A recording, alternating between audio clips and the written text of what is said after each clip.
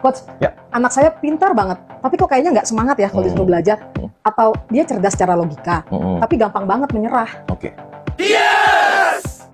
Menarik ya, kita sering banget bangga kalau anak kita pintar di sekolah. Nilainya bagus, atau cepat nangkap pelajaran. Dan kita pikir, wah modal utama nih, ya sudah ada nih buat sukses. Tapi kenyataannya, banyak loh anak yang punya kecerdasan intelektual tinggi, tapi kalau nggak diiringi kerajinan dan persistensi, ya akhirnya malah biasa-biasa saja. Mereka tuh bisa jadi bodoh, dalam artian nggak bisa mengoptimalkan potensinya sendiri. Karena gampang menyerah atau malas berusaha. Dampaknya apa? Ya anak jadi cepat bosan, mudah frustasi, dan akhirnya nggak mau keluar dari zona nyamannya. Ada lagi nih, anak yang pintar secara logika dan punya potensi luar biasa nih, tapi kecerdasan emosinya nggak terasah dengan baik. Maksudnya gimana? Dia tuh gampang panik saat ujian sulit, ngambek kalau kalah lomba, atau nggak bisa beradaptasi dengan perubahan yang ada. Apalagi ketika menghadapi masalah atau kegagalan nih, emosinya langsung meledak-ledak atau dia malah jadi putus asa. Nah, kalau dampak seperti ini, anak jadi sulit menjalin hubungan baik dengan teman atau gurunya.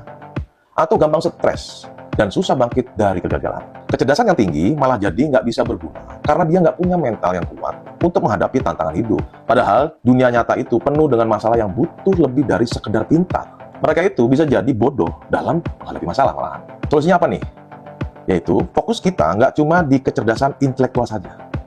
Kita perlu membangun fondasi yang kuat, yaitu kerajinan dan persistensi, serta melatih kecerdasan emosi mereka juga.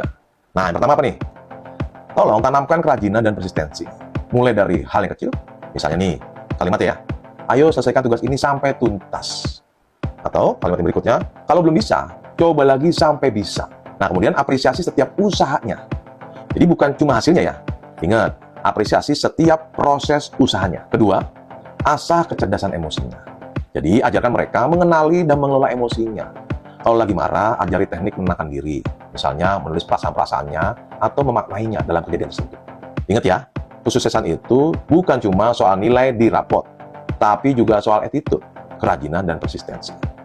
Dan bagaimana mereka mengelola emosi serta beradaptasi dengan segala tantangan. Oke, itu saja ya, dan salam semangat bahagia untuk keluarga.